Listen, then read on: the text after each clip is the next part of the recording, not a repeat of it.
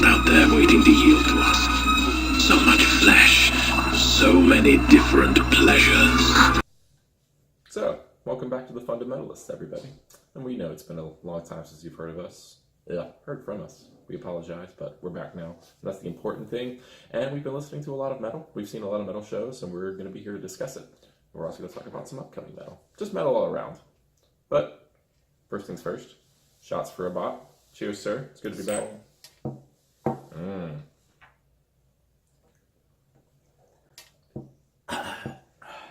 As always, the Fundamentalist is brought to you by Jameson IPA Edition Whiskey. And or whiskey similar to it. Yes. Legally. And some Oktoberfest beer. 'Tis the season, everybody. Anyway, on today's episode of The Fundamentalists, we're going to be talking about Skeletonwitch's new record, Devouring Radiant Light. It's really badass. Me and Dan both really, really dig it. And I feel like that's an appropriate place for us to start off this episode. I guess for me, one of the most noticeable things about this record is just the nature of the riffs. They're triumphant. Yes. When me and Dan were speaking previously before we started recording, he mentioned that he really enjoyed the flow of the riffs, which especially in Fin of Shadows. Yeah, the first track. Just I don't know, something about it just seems... The riffs really flow like seamlessly into one another. And another thing that I really like about not only that track, but the album as a whole, is that there are musical themes that are revisited over and over, which gives the whole album a sense of maybe one whole track, which is kind of flowing in and out. It's kind of cinematic in that point, you know? Yeah. Much like in a show that you watch, you rehear these score pieces for the different kind of scenes, in a movie or in any kind of show. So it did give that more full audio experience. Which is great. I think that's a testament to their songwriting ability. But Skeletonwitch has actually been on a little bit of a roll. Their EP that they released before this new record, Devouring Radiant Light, The Apothic Gloom, was pretty fantastic. I have to admit my ignorance here about who their new vocalist is, because Skeletonwitch's style, I feel, changed pretty significantly once they actually made the switch in vocalist. Like, they were previously kind of, not to shit on them too much, but kind of a cheesy fantasy thrash band. Not that that's a bad thing. Like, their song that really stood out to me was Soul Trashing Black Sorcery.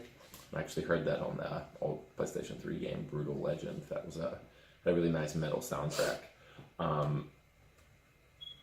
But they didn't really, I don't know, move that high in the whole metal world. I feel like this might be their breakout album.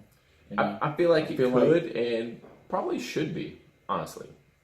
I know I'm not so familiar with their discography, but I've seen them in support of tours I've gone to since like 2005. So they've been blipping around the radar, but not exactly, hard ping. So they did a few records with their vocalist Chance Garnett, who left the band / was fired, I guess, depending on how you or who you want to believe, in late 2014, early 2015, and he was replaced by Adam Clemens.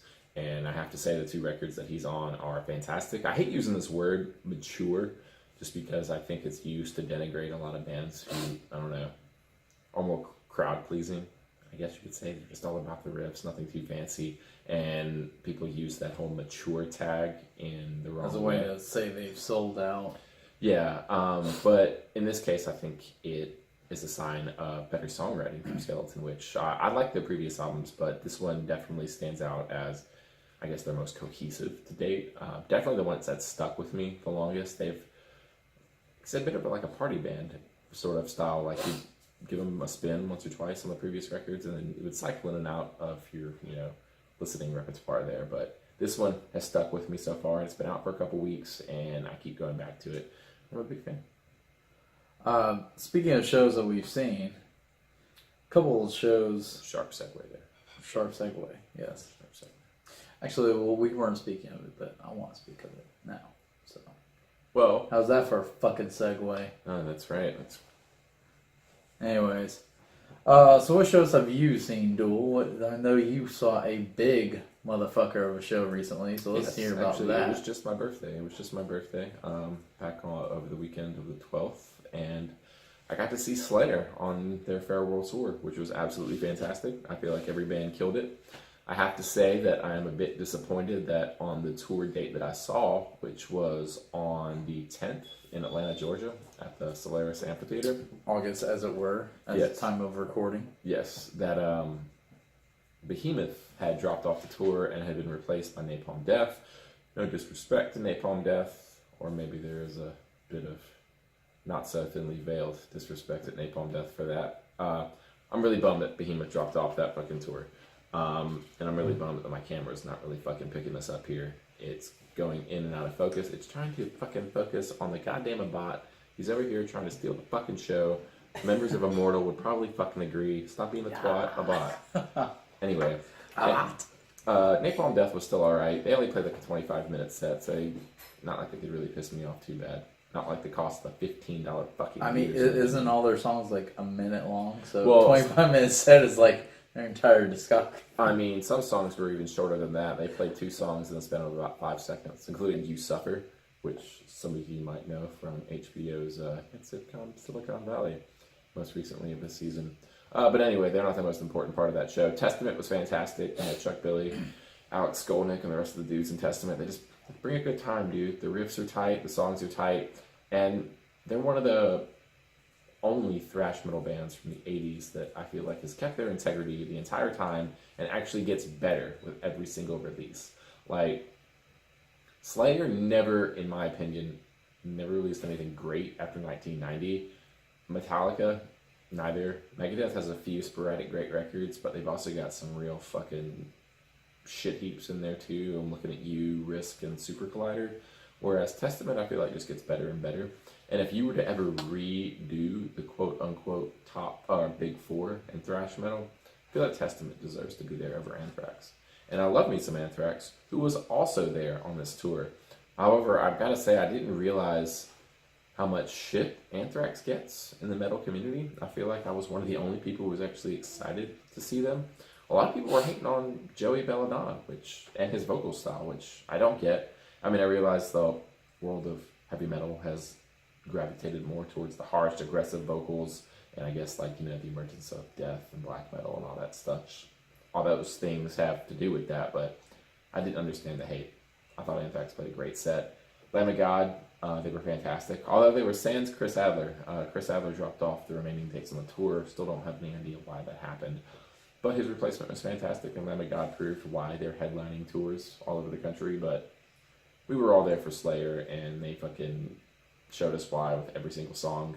They played a classic-filled set list.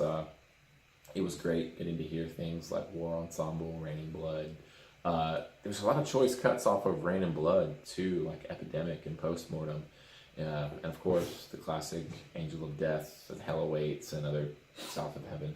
All the classic Slayer tracks. It was a great Slayer show. Even though Jeff Hanneman is dead, obviously, and can't be there, Gary Holt is fantastic. And even though Dave Lombardo, another original Slayer member, has left the band / got fired again for like the 3rd time, Paul Bostaph was still fantastic. And Pyro makes everything more metal. Stage show came from like the Rammstein school of stage. Just throw fire at everything. Just with less dicks. Let it be damned. More Satan, less dicks. That's the only difference between Rammstein and Slayer live. If you were to play Satan with penis, you get Rammstein. Yeah, I think so. I think I agree. But anyway, that whole tour was absolutely dope. If you get a chance to see Slayer on this tour, I highly recommend it. Absolutely fantastic. There was another show that actually me and Dan both got to see here recently here in New Orleans, which was Black Dahlia Murder and the Flesh God Apocalypse. We didn't talk about it. We did not talk about this. We actually have video posted up on our Instagram. That's right. That was the first time I've crowd surfed in my entire fucking life. It was a fantastic show. I really, I don't understand the hate that Black Dahlia Murder continues to get amongst the supposed true cult in the scene, but Really? band Do is you ever think they fantastic. were in the running for the cult scene? No, not at all. But 'Cause I I don't don't feel understand like why they they were. continue to get shit from both the death metal diehards and the black metal diehards. Well, if you as know some anything sort of about, like poser scene band, they're fantastic. well, if you know the word cult, then you have an obligation to hate, you know, I dare say, happy-go-lucky bands like Black Dahlia Murder. I mean, I guess you're right, but I mean, their stage show was absolutely fantastic. Absolutely fantastic. And their new guitar player, Brandon Ellis, I thought he played a fantastic show. I was really worried seeing them live whether or not he would be able to adequately replace Ryan Knight, but I think he does so and then some. He's just younger. I think it was just an amazing show. I mean, I've never, you know what, like, every so often, and I can't think of any examples right now, there's a band, there are bands that you see multiple times, and I hate to bring it up, but my example has to be Watain for some reason. Because I remember when I saw them, maybe it was 2011, 2010, when they were on tour and they became the headliner of that tour because Behemoth dropped out and their guy all got leukemia, right? Before he kicked leukemia's ass. Anyways. Yeah, before he was born again as like the Ozzy Osbourne of the black metal scene. Right. I'm pretty sure he's the actual Antichrist. He's just holding back until the time is right. Anyhow. Letting in his true devoted followers with consistent releases of sick black and death metal. So that was my first time seeing Watain. It was in support of, I think, Lawless Darkness. And one of the best shows, hand down, ever. And maybe the bar was set too high, but I feel like every time I've seen Watain after, it has not. Ever. What's that? One of the best shows, One hands down, of ever. the best shows ever. I mean, who was the support on that? Who was the support? Yeah, that's a bold claim. Okay, let me rephrase. It's One of the totally best sets ever was Watain that night. Okay, way to clarify. Okay. Way to qualify that. Now, the support were the Mighty Goat Whore, which of course killed it, and we are Black here in New Anvil, Orleans, so which hails to the whore. damn right. We were just talking about Goat Whore recently. I never realized just how much Ben Falgout's vocal sound borrowed from John Nudvite, of Dissection, and their whole cadence, his vocal cadence, really Sammy's guitar writing. If Goat Whore had a second guitar player, they would be the United States incarnation of Dissection. It's like if Dissection was the gospel in Sweden, then they would be like the Mormon version, basically. Tell us your thoughts on the page, because we're gonna get down that rabbit hole. No, I mean, tell me that Goat Whore doesn't sound like Dissection. They do, if you really think about it. If you go back and listen to some of that really older, dirty, like New Orleans fucking dirty ass thrash Goat Whore, like Funeral Dirge for the Rotting Sun. Like, go and check out those records. And I feel like maybe more sped up version. Yeah. I mean, they still have like a little bit more of a thrashy influence than Dissection did, but that's just Goat Whore making that sound their own. But you can't tell me that they're not still heavily influenced by that melodic blackened death metal sound. Back on Dissection. Back on track though. Watain, saw them that night. First time I saw them, one of the best sets ever. Saw them every time after, not so impressive. And maybe just the bar was just set so high, or maybe it was set so high to me because that was the first time I've seen a band that went that hard at everything. Did you enjoy their set opening for Mayhem that you and I both saw together? I was a little disappointed in that set. Were you? Well, that was my only time seeing Watain. I have to tell you, I've never been the biggest fan of Watain. This most recent record, Wolf Tried It Eclipse, is really the first one that's like, all right, really have my attention, and I feel like I get it now. Yeah. And I need to go back and listen to the older records. Like, well, I mean, don't get me wrong, but I'm ecstatic whenever I have a chance to see Watain. But, I don't know. So, but more to the point, Black Dahlia Murder has never disappointed me. Every show feels like the first show. Well, they have a really infectious on-stage personality, and I feel like it's a really clever marketing technique that I feel like they've done almost on accident. They just kind of have this really happy-go-lucky attitude that you mentioned earlier, while almost every other band in death metal or extreme metal in general wants to have like this tough guy fucking facade bullshit. Yeah. And they make no bones about the fact that they're just a bunch of like goofy stoner kids. Although they're not kids, they're all 30 now. That are just riding around in a van, probably eating a lot of fucking pizza, smoking weed, and writing death metal. Have you seen? You saw them, Marshall. They're definitely smoking weed. Oh, I've seen both their DVDs. Right. Yeah, Fool 'Em All and Majesty.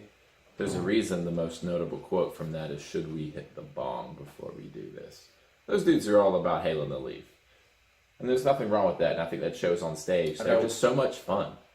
Like when Statutory 8 comes on and everyone's showing their muscles. It's stupid, but you kind of lose yourself in it for a second. They're good at that. They're good at bringing you into like their goofy fucking world.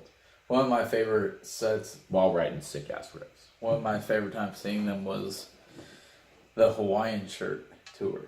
I think they came out to the theme of Hawaii 5-0 or some shit. They do cool shit like that. Like, they'll play Halloween shows when they were dressed up as, like, you know, the Scooby-Doo cast. Yeah. And that's what I mean. Like, they don't take themselves too seriously, which I don't know if I'd like it if every band in death metal did that, but I feel like it works for them, and maybe it's just because they're filling a void that needs to be filled. Normally, I hate that shit, like, with a passion. A lot of the bands I like obviously have a strong, like, artistic direction. Already slurring, kids. We pre-gamed for this take.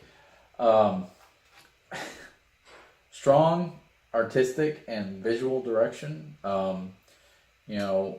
Every album has an overall theme. I mean, just the most extreme examples being bands like Mortis and Behemoth. I know Mortis has fallen out of the metal world, and arguably he was never in it that long.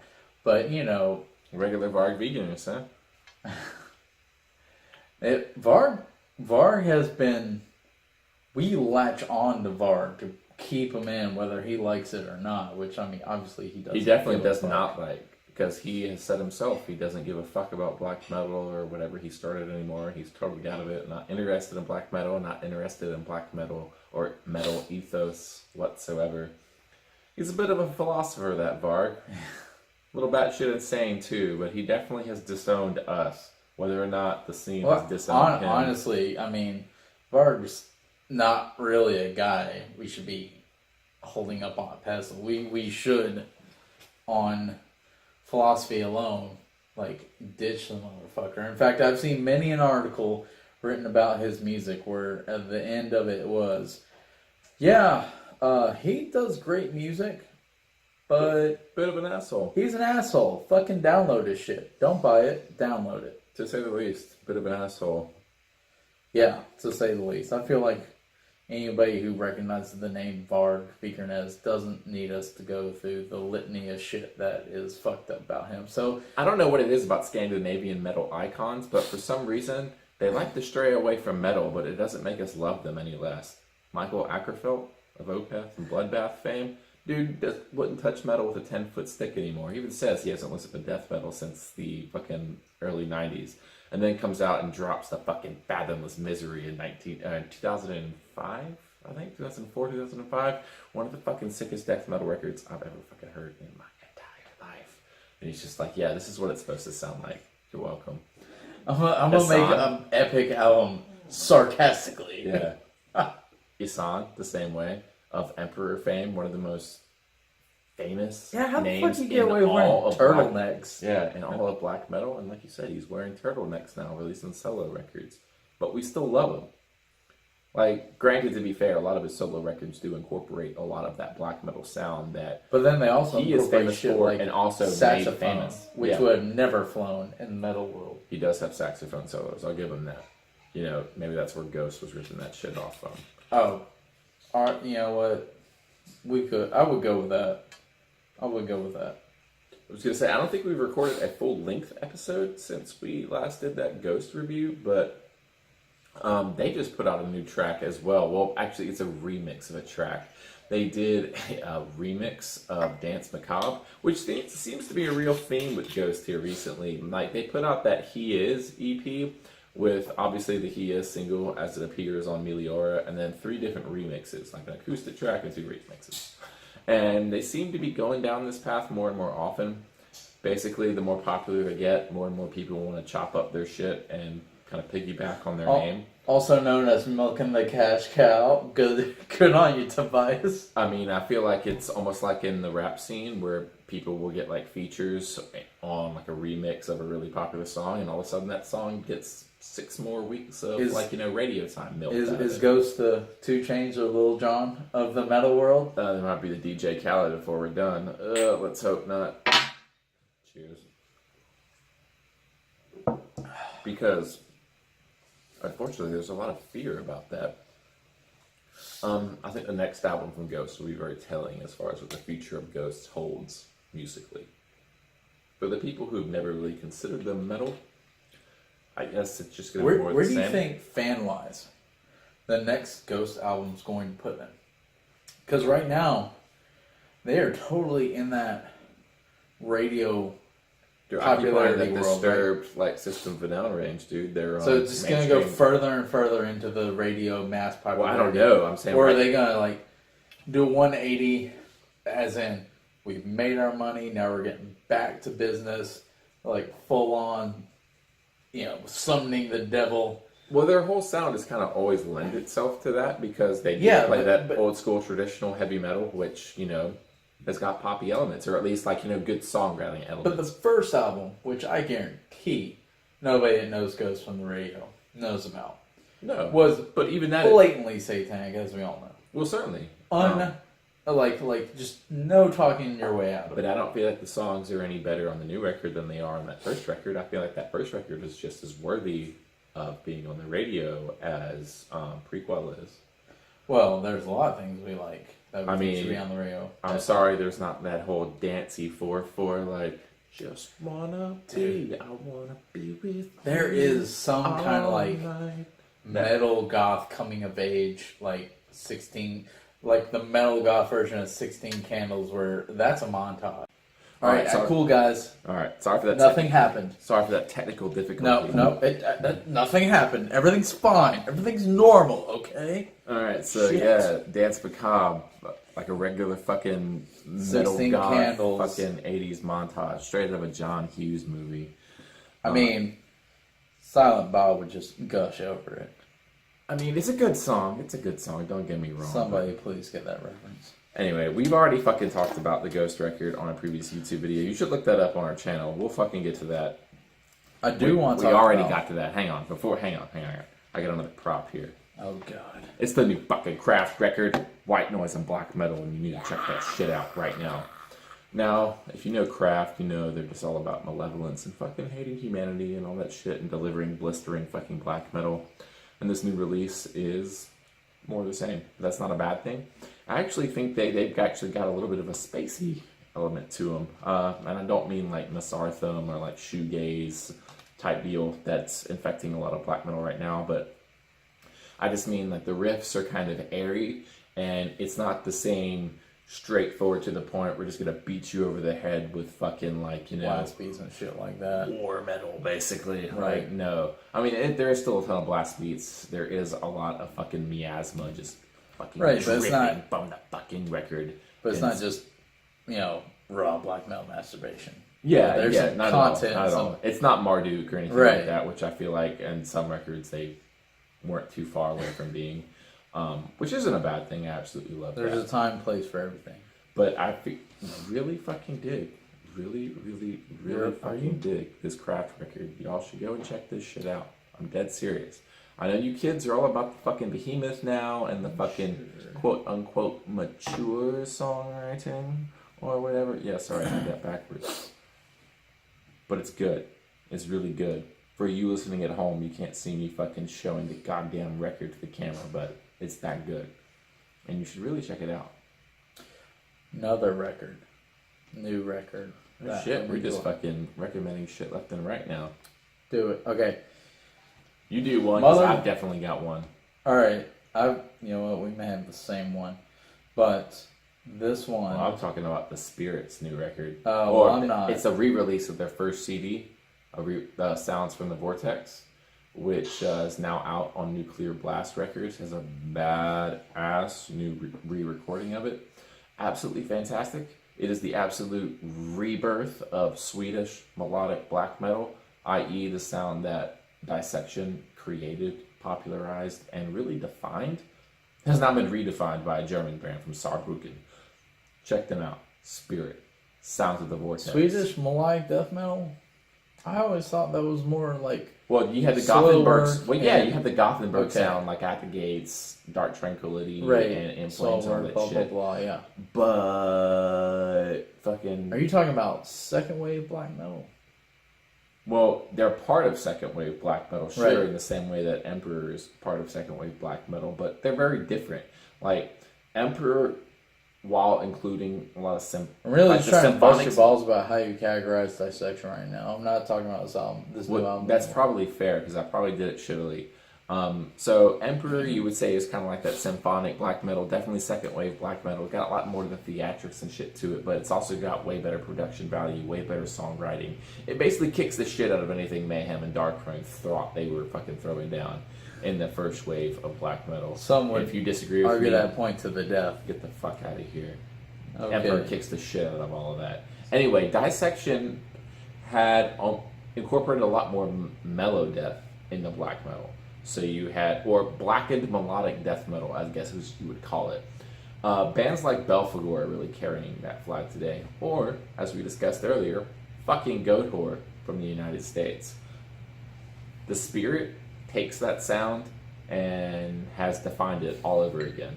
This time from Germany instead of Sweden. At least I think they're from Sweden. I'm sorry if fucking Dissection's from Norway and I fucked that all They're up. from Sweden. And I'll bet something near and dear to me on this. Near and dear. All right, this is a great thing because we have Google right here in front of us. So let's check this out. I want to say they're from Sweden because I've been saying they're from Sweden, and I like to pride myself on my knowledge. Like hold me to that bet. That's awesome. No, we're about to. No, you can't find out if you're right and then accept the bet. He's about to do a double Jameson shot if he's wrong. Okay. All right. All right. Let's check this out. AKA, I'm about to be puking in front of my house tonight.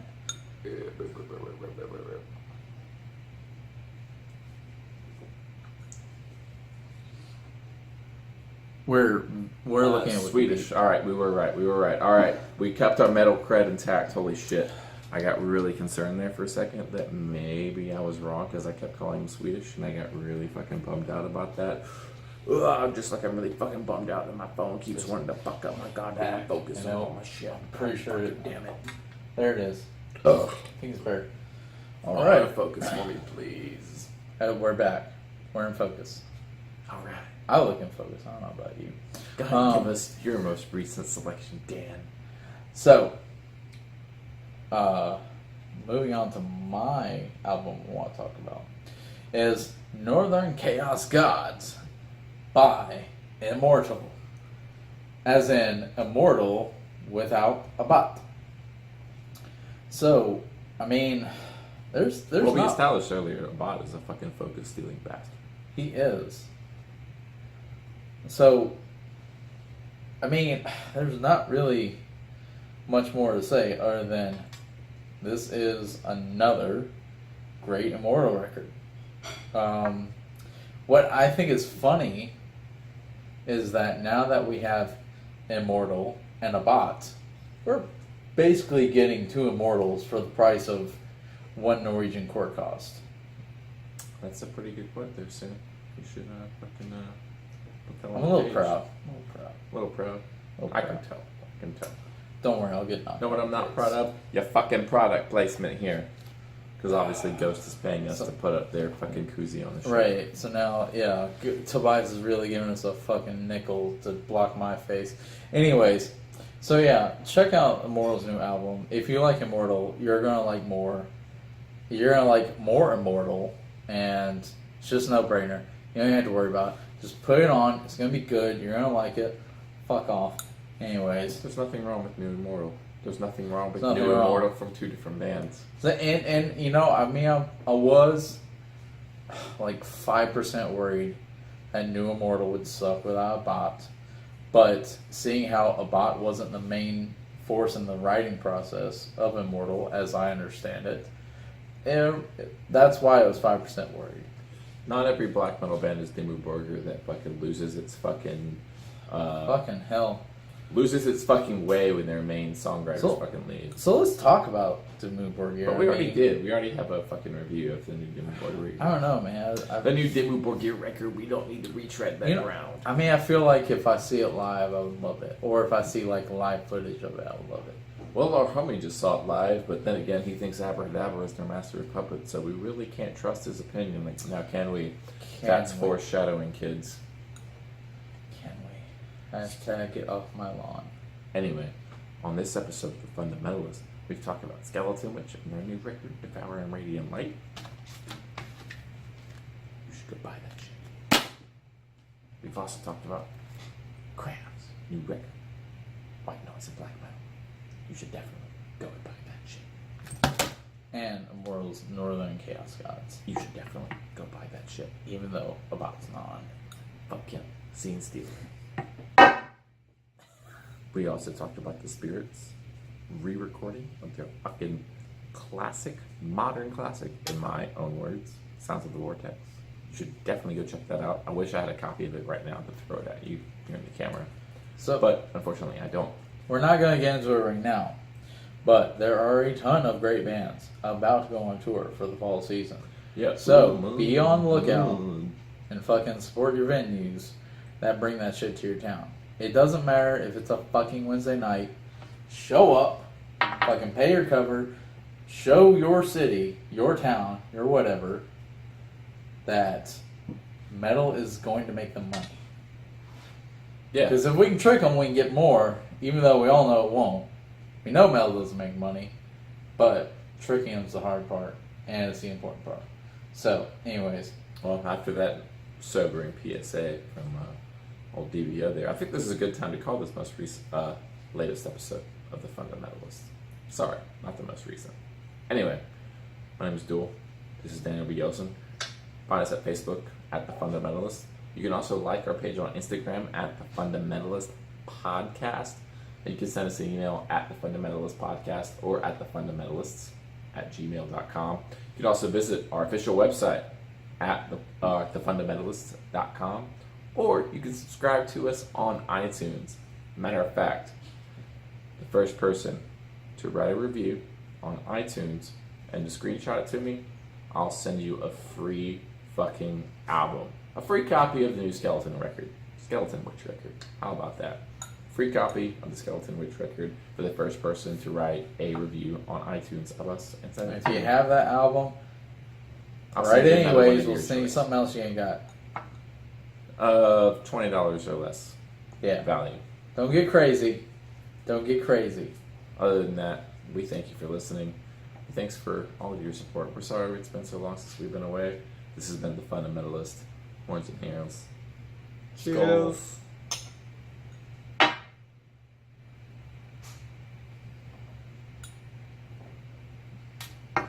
said the beginning was the most awkward sex with me. And do I gotta read you?